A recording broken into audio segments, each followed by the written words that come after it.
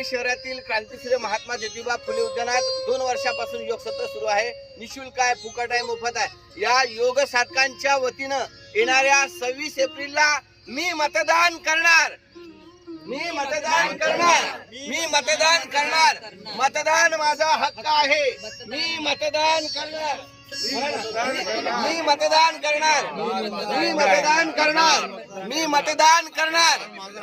26 एप्रिलला मी मतदान करणार। जय श्रीराम।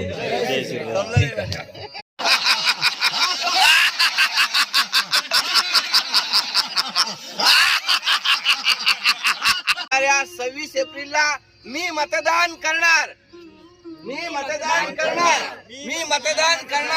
मतदान माझा हक्क आहे।